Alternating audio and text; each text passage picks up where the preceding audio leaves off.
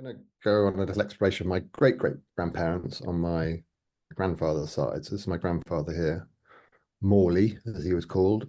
And then just above him, you've got his parents and then his grandparents, which I find a nice way to think of someone like great-great-grandparents. Your grandparents, it's a bit more accessible. Edward and Martha, both of them lived in Wales, just over the Shropshire border in Montgomeryshire. And I've been very fascinated by that area. It's the Vale of Montgomery. And I'm just going to go into where I've put together this article here about them. I put this article actually together because I've talked about these guys before, and I literally just put it together to illustrate some stuff about them and where they lived and what it was like. And I sort of realized, well, actually, it was a standard, even though I've written them up more comprehensively, it's a great standalone little piece to get under the skin of where they lived and how they might have got to know each other. I love going to the areas that they lived and roaming around, especially because they lived there for generations going forward from that. But it's like, how did they meet? What was it like to travel around? That's the ancestral journey I've been on here. Here's a little family tree to show you how they're connected to my grandfather. There they are there. Her parents there, my 3 times great-grandparents. Those are the earliest people I've got photos of.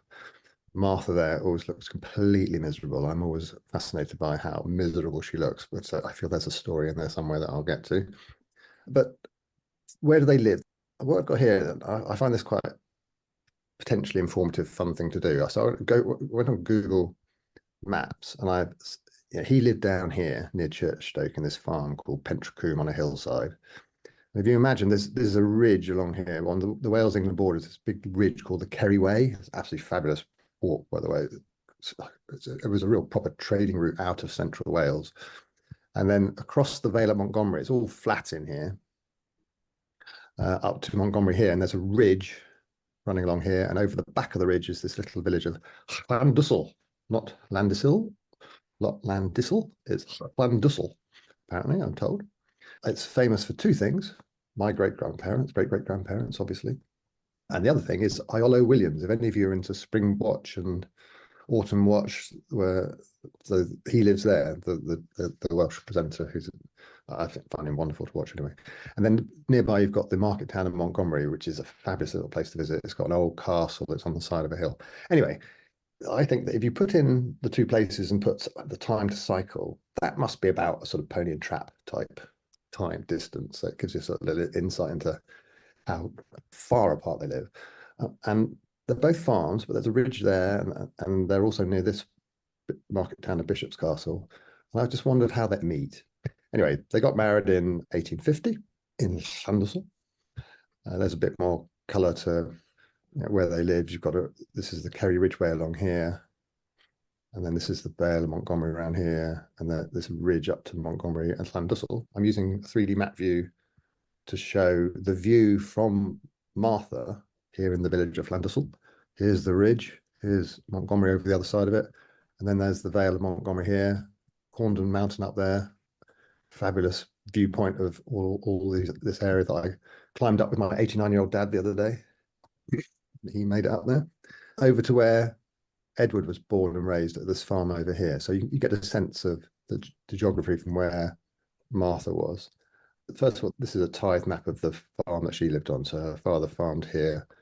The ridge is to the right. They lived in this place called Plas Robin.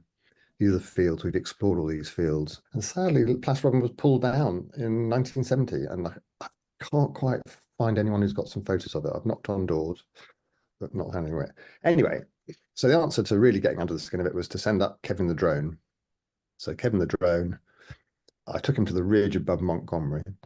And I won't go through it all, but he starts off on the ridge above Montgomery where there's this fabulous war memorial. That's a World War I memorial just sitting on the hillside. It's lovely spot, and that's Montgomery down in the valley.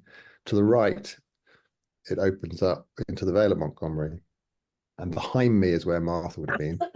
There's the mountain Corndon, that little peak just coming into the middle there that I mentioned that I climbed up with my dad, and then it's a bit into the sun. But the other side there, that was where Edward was. Now I'm looking back the other way, and I'm looking down to the village of Llandyssil. So you come up over the ridge, and this would have been separating them. How did they get to meet? And the drone's coming down and down and down, and the little place of Llandyssil would have been nestled down below, about where my cursor is there. And this is quite a steep bank. And these are the fields, those yellow fields that I'd shaded in on that map. So there we are, getting a really good impression of where Martha lived. In fact, I'll just pause it back a bit.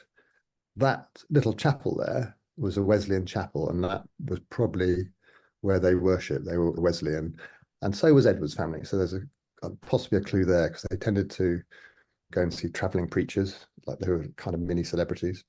And that could have been one way. Anyway, I won't go any further into that. That was Martha's view. So we come to Edward. I have no pictures of his parents. They're just both underneath that stone. I'd love to know what they look like, but we don't, sadly. And I'm on the bank going up to this Kerry Ridge on the border into England. And where that little marker is, that's Pentracombe Farm, where he was born, the family farmed. His father bought the land, I think, in about 1806 and built the farmhouse. They'd moved over from a place just underneath that headstone, actually, called Cherbury. And you're looking down the Vale at Montgomery. There's the ridge, there's Montgomery, and then over the back is that little mark of Llandyssil. So that's what lay between him and his eventual wife. So Kevin the Drone goes off again, and we have another little look at it from his perspective. I'll just flick forward. So we're taking off from the Kerry Ridge, looking over to that mountain, Horndon, that I talked about, that we climbed, and I'll flick through it. But these are the fields of the farm of Edward's parents, and then himself. After his father died, he actually farmed it for a bit. They're just wonderfully draped across the spur that comes down. If you follow the hedge line going down towards the low ground, as we are now, way in the distance there, that's the ridge above Montgomery, at the end of the Vale of Montgomery. I didn't fly over it in this one, but on the right, there was a house belonging to his cousin that no longer exists. And actually from the air, you can just see the smidge of an outline where it was. So another wonderful thing you get from being in the air. And there is the farm, right there, down at the bottom. So these are all the fields. Of course, I've been and knocked on the door. The owners are very welcoming and had a good old chat about where it might come from. And then I turned the drone back up the valley. And interestingly, on the other side of the valley, there are two farms. One was my three times great grandfather. His father-in-law moved there. And then the one higher up is a farm that his son took over.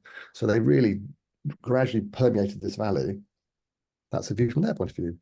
And a little bit of research on the tithe maps revealed that this area in orange is the area we just flew over. There's the farm Pentracombe where Edward grew up.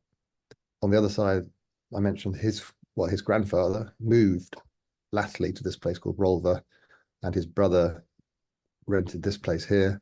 But actually, he had in-laws here and other relatives farming at these ones. But then I found, bizarrely by coincidence, this over in England, over the border here, this is a guy called Edward Langford, and he is actually my great-great-great-grandfather via my grandmother.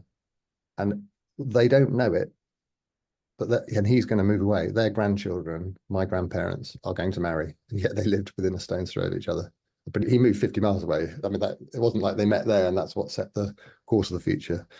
Anyway, that's it. I just wanted to show, really getting into the byways and highways and the landscape of where they lived, and thinking, well, how did they meet? I think maybe through farming at the market towns. And you've driven around all those lanes. You don't just go wandering off and bump into people, or it was through religion. That, to me, is how you can start to get a feel for me personally, how they might have lived, what the terrain was like, and then how they propagated. So my great-grandfather, this guy, Edward, when they got married, they moved about 30 miles over to a place called Lidbury North, the other side of the Bishop's Castle, where they had one of their children, my great-grandfather. I'm like, well, how did he get to see his grandfather who lived over at Llandyssil? The whole landscape suddenly becomes peppered with journeys that your ancestors made. Anyway, that's a little journey that I made. That's an ancestral trail.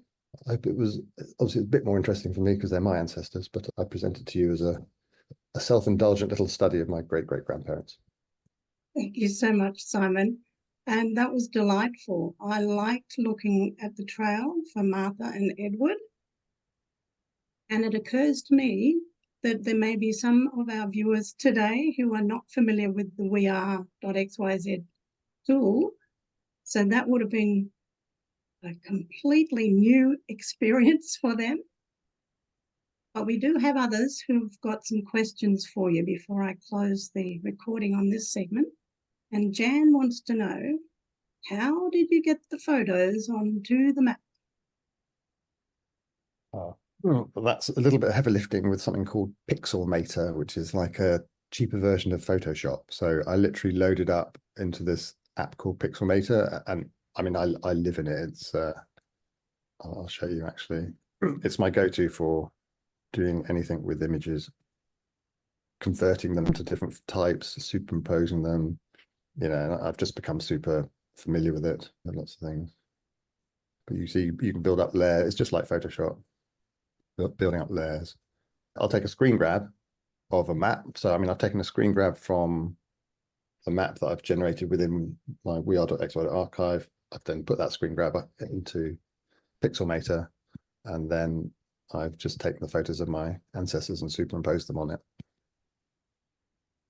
So I do recommend that Pixelmator. It has a free version and a pro version. The pro version's an awful lot cheaper than Photoshop. And so your map with the images on the right that you were talking about screen grabbing and placing the images of your ancestors on the right, but on the left you have a video and it has that same image. Is that just the cover sorry, page? yeah. I've used iMovie. So I've taken the same image and I've dropped it in as a still at the beginning of the movie frames, and then extended its time. Yeah. Thank you. Another excellent way to make use of the tools in weR.xyz. A few of our viewers are not familiar, but they've watched a few videos, so we're hoping that this might intrigue them a bit more.